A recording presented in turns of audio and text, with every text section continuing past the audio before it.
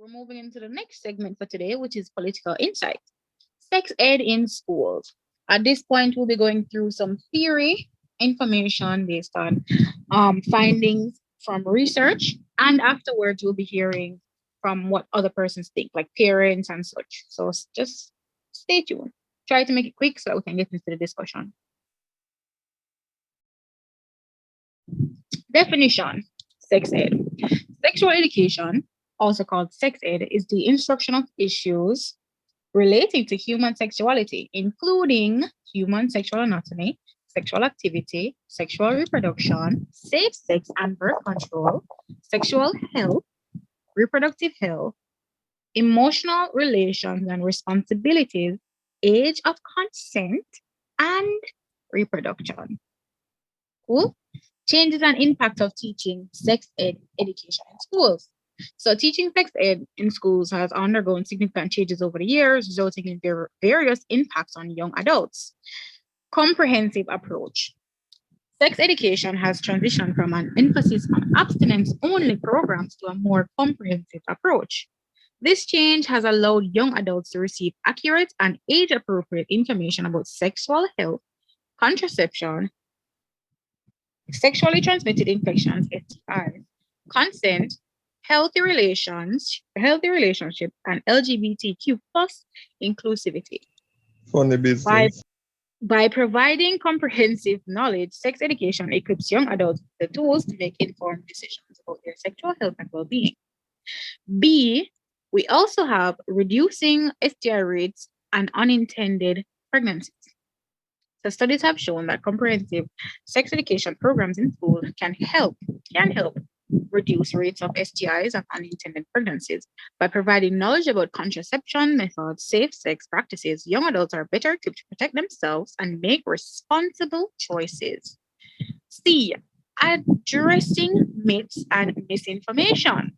So myths like if you kiss a boy, you get pregnant. Sex Tell education plays them a a vital peak on role in dispelling myths and addressing misinformation that young adults may encounter from unreliable sources. By providing accurate information, it helps young adults make informed decisions based on facts rather than misconceptions. Now we're going to look at the aim and importance of sex education. So, is to provide young adults with comprehensive and accurate information about sexual health, relationships, and responsible behavior. First, health and well-being. Sex education promotes the physical, emotional, and mental well being of young adults. It equips them with knowledge about sexual health, STIs, contraceptions, and the importance of regular checkups, encouraging responsible and informed decision making. We also have consent and healthy relationships. Sex ed emphasizes the importance of consent, boundaries, and healthy relationships. It helps young adults develop their skills for effective communication, respect, and understanding within intimate relationships. Prevention of risky behaviors. By providing information about the risk associated with unprotected sex, sex ed can help reduce risky behaviors such as engaging in unprotected sex, multiple sexual partners, and substance abuse. It empowers young adults to make choices that prioritize their well being and safety. So let's look at how sex ed has helped spread awareness.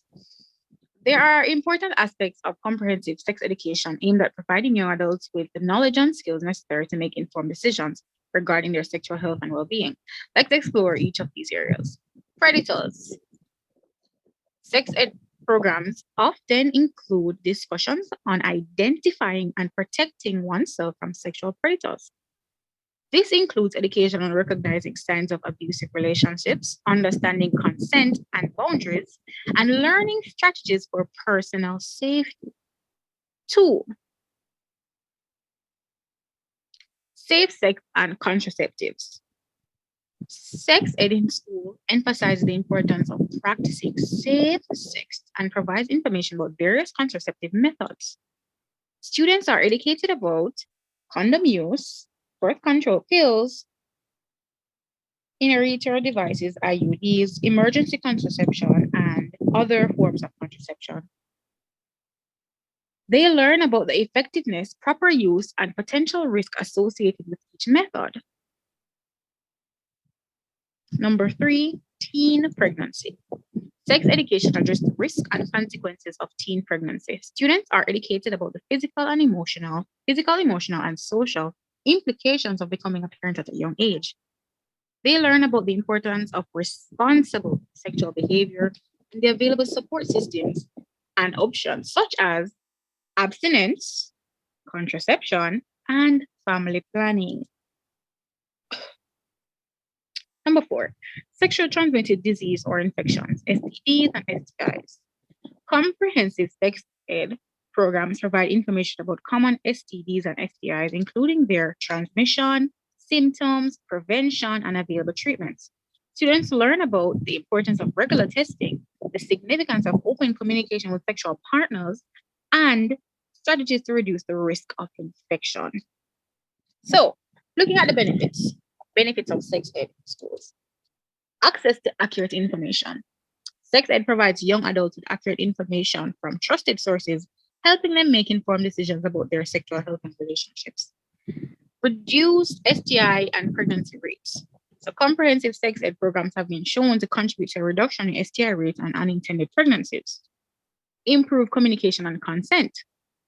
Sex ed promotes healthy communication skills, consent, and respectful relationships, fostering a culture of respect and understanding. Disadvantage: values and cultural sensitivity. Implemented sex education can be challenging when it comes to addressing diverse values, cultural sensitivities, and religious beliefs. Finding a balance between comprehensive information and respecting individual values can be complex. Lack of consistency. If sex ed is solely left to parents, there may be a lack of consistency in the information provided to students. This could lead to gaps in knowledge and potentially perpetuate. Limited accessibility. Relying solely on parents for sex education may limit accessibility, as not all parents may feel comfortable or equipped to discuss these topics with their children. This could leave some students without access to vital information. Continuing on discussions. Insufficient teacher training. In some cases, teachers may lack adequate training or resources to deliver comprehensive sex ed effectively. This could result in incomplete or inaccurate information being conveyed. Cultural barriers. Discussions around sex education may face cultural barriers within certain communities, where such topics may be considered taboo or culturally sensitive. This could result in reluctance to address these issues openly within families. So, turn up your devices. We have some incoming videos. These videos are categorized by for, against, and neutral. And once I start talking, you'll know whether they're for, against, or neutral to sex ed in schools. So after the video, that's when we'll open the floor for discussion. Thomas Sowell wrote a book called Inside the Education System, and he spends a chapter talking about sex ed, which didn't exist before the 1970s in schools. And the pitch was, well, the kids are having sex anyway, so we should just teach sex education so that they practice safe sex. And that was a complete myth and a lie. The majority of students were graduating with their virginity intact in the 1960s. After they placed in sex ed and they sort of started telling children, oh, everybody's doing it, kids started just doing it. And now the majority of kids graduate school without their virginity.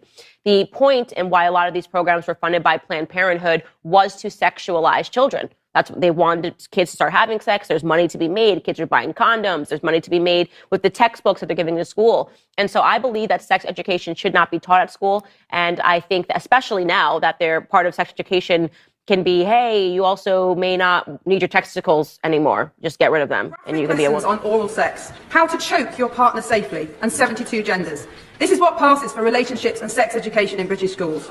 Across the country, children are being subjected to lessons that are age inappropriate, extreme, sexualising and inaccurate, often using resources from unregulated organisations that are actively campaigning to undermine parents. This is not a victory for equality, it is a catastrophe for childhood.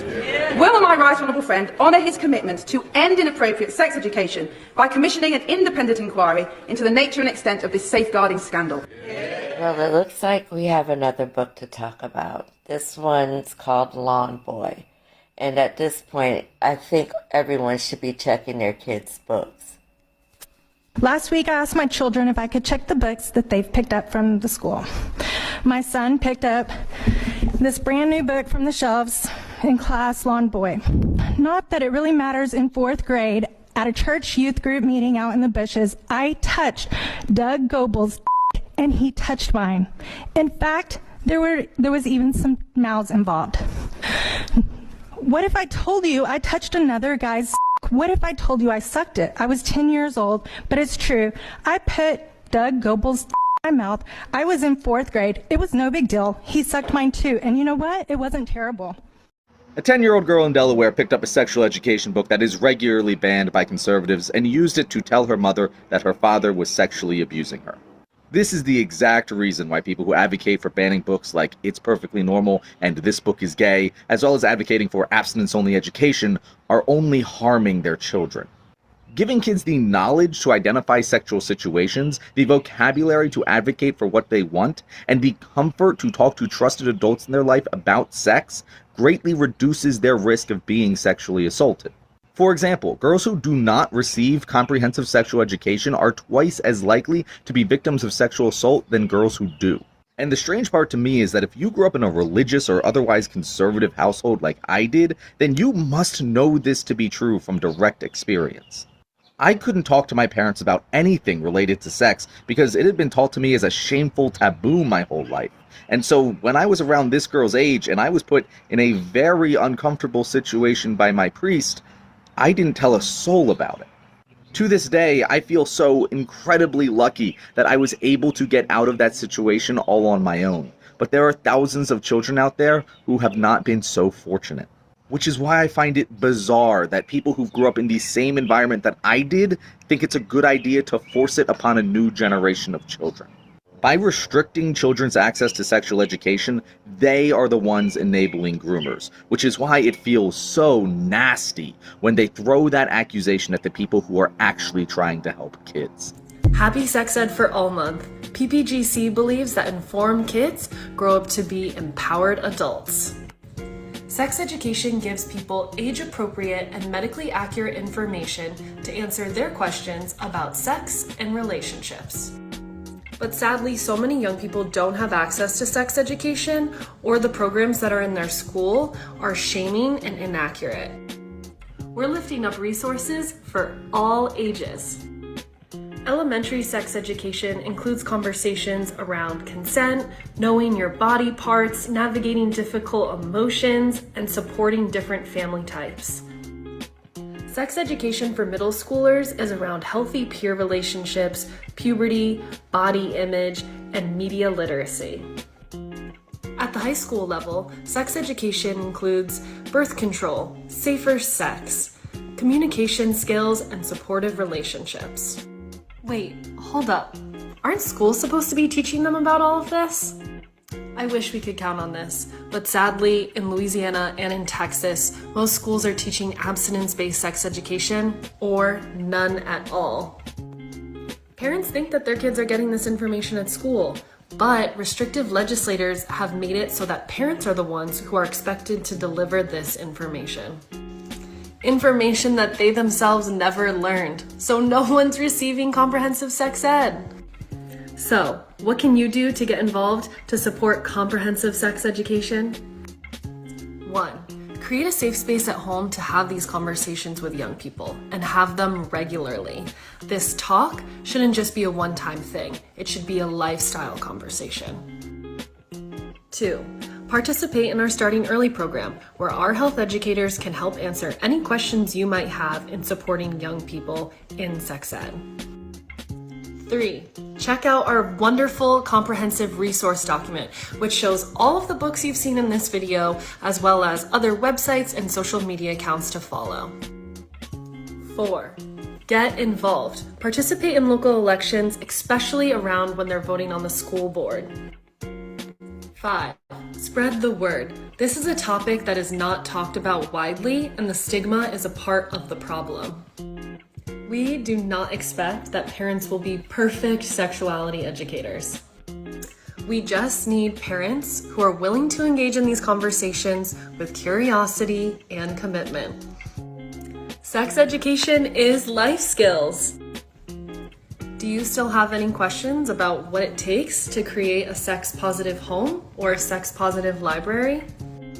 Just send us a message. Our health educators are here to support and answer any questions that y'all have. Good evening. My name is Samantha Viscount, and I'm a bisexual and polyamorous woman. A long-term member of the kink community, a survivor of childhood sexual abuse. I'm tired of witnessing age-inappropriate sexual material being taught to children, while any education on crucial sex ed topics are virtually absent. Topics such as informed consent, communication, boundaries, pregnancy and STD prevention, online safety, sex trafficking awareness, protection against sexual grooming are all topics that are often covered very little or not covered at all.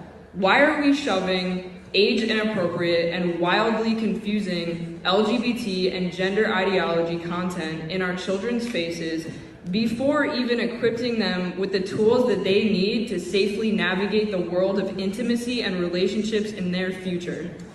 It's not homophobic to want age-appropriate books and curriculum in schools. That's not homophobic, that's not transphobic. If you want to be inclusive to my community so bad, then why can't you include age-appropriate literature for children that highlights respectable, inspirational LGBT figures for them to look up to, like engineers, doctors, scientists, or service members? I'm a Marine Corps veteran myself. I am a bisexual woman. Why can't you talk to kids about these respectable people? Why does it have to be a pornographic book for it to be labeled LGBT inclusive? It's not. This overly sexualized material is creating desensitized, at-risk children. Why do I know this? Because the over-sexualization of my childhood led to my subsequent sexual abuse. It did. Content like this is going to plant a seed in children's heads, and it's going to make them highly vulnerable going through life. Stop using my LGBT community as a shield to spread this sickening content. Pedophile is not a sexual orientation, okay? Okay, thank you for your ears. Now let's talk. Now we're going to go in order of raised hands. Even if you're going to be typing in the chat, if you want us to read what you've said in the chat, we'll ask you to raise your hand. So raise your hand, please. Raise your hand. And we'll go in that order. So we have 4, we have against. Let's just talk about it. We'll see, we have Mr. Silvera. Go ahead. Yes, I'll try and keep it brief, very short. This thing about sex ed, it's okay when you're at a certain age. You get what I'm saying? To be teaching these sexual education to infants, primary school children, it is irrelevant. It is not necessary. Let the kids be kids. Like, it's disgusting. Like, if you, as what one of the video was saying, like, they're in a park and then they're performing oral sex on each other. And that's a primary school book. How is that sensible? It's disgusting, but I believe it should be taught awareness, identifying what is okay from what is not okay. But that's for when you reach a certain age. Until you get to that age, 15, 16 is a fairly reasonable age. Before then I believe that responsibility is up to the parents. And the element of PP for them, it's completely irrelevant, to be honest. Like, maybe I'm talking from a place of bias, but I believe that tolerance should be taught for sure. But aside from that, like, they're not contributing nothing to, well, let me put that better. the education around them, apart from spreading diseases, STDs, it is completely irrelevant. They don't have to worry about getting pregnant. They don't have to worry about nothing else. They don't contribute to society. They only contribute to diminishing their health. And I sound very homophobic, but are the truth. I feel like we're straying from the topic at hand. I'm on topic. You're talking about homophobia. I said that I said as far as it goes, it's irrelevant to be taught in school. Yeah, but we started deviating to LGBT, which we're just talking about general. And that's what I said. That's irrelevant to be taught in school. And I gave my reasons. Okay, are you finished? Yes, I am. All right, awesome. So I'll be reading a message from the chat. So it is necessary to be taught. Yes, they are curious, but they might need to know this information in the event they are sexually abused and they don't know exactly what is happening. So that is a comment from the comment section sent from one of our members. Separately and apart from that, I would also like to say something. I am both for and against. I am for it to some capacity and against it in some capacity. I agree that you should teach them certain things, certain conversations that a teacher may be more equipped to educate the students on, perhaps how contraceptives work, perhaps how pregnancy actually occurs. Certain topics, fine. Teach them so they can understand the basics and the anatomy and all those stuff. Every other things that could be culturally based, such as whether you are in agreement with LGBTQ or not, I feel that's a conversation for home, because it is based on what your home and such. It can cause, as I said, cultural barriers and insensitivity and stuff. So something like that, they can perhaps let them know it exists. They can let them know if they're in agreement with it or not, with the cultural based, religious, so on so. So I'm against and I'm for, if that makes sense. If it is done appropriately and it is age appropriate, meaning you're not going to be teaching a child in primary school about the different positions, that would be inappropriate. If you teach them the basics of male, female, males have this, females have that. These are some things to identify. Does an individual make you feel uncomfortable? Do they want to touch you in certain areas? Raise an alarm. Like that kind of conversation with somebody in primary school, I don't think is detrimental or an issue, right? But it does matter. It needs to be, again, age appropriate. Just like with them learning in school, the different courses that they're covering, they're age appropriate. First they go to school, they learn to count, they learn the alphabet, then they learn words, small words to big words, then from big words to sentences to paragraph, and so on. So I think if it's in keeping with their age range and it's age appropriate and it's nothing too out there, fine. And I do think parents need to be involved as well. So not just the school, it's not just the school's responsibility, it is also your responsibility. So the school may teach the basics, you need to also inform them of other things. If you are from a Christian household, you'll probably let them know this is against the Bible, this is against God's will, so on. So if you are not religious, then you will probably be more along the lines of, oh, love who you love, whatever. But that aspect is up to the parents, and also creating that safe space for your child to come to you and tell you, mom or dad, I'm feeling these urges, especially when they start going through puberty. You need to establish that kind of environment from early, because in the event something unfortunate like abuse is going on, they need to feel like they have somewhere safe to go. And yes, I know sometimes you might create a safe space. It doesn't necessarily mean they'll come to you, because it depends on what type of coercion they're experiencing. But the aim is that hopefully you create the space and hopefully they will identify that, hey, this person is not good. Let me confide in my safe space. That's my parents and stuff. Yeah, that's my 2 cents. I'm going to read some of the comments from the comment section and then we'll just take it from there. I see one hand, no hand raised, so I'll just read the comments. So we have from D, I would say we can learn introduction to sex in schools in an appropriate manner, preferably starting at grade 6. Awareness is good. Cool. Moyan said it should be taught from primary school, but keep conversations age appropriate and have more in-depth conversation as they grow older. Awesome. Jackson says it's a very sensitive topic and should be treated as such. I don't think you can come to a reasonable conclusion without some deep rationale behind it. Moyen also says, I also agree that parents should not be afraid to talk to their children about these matters. Yes.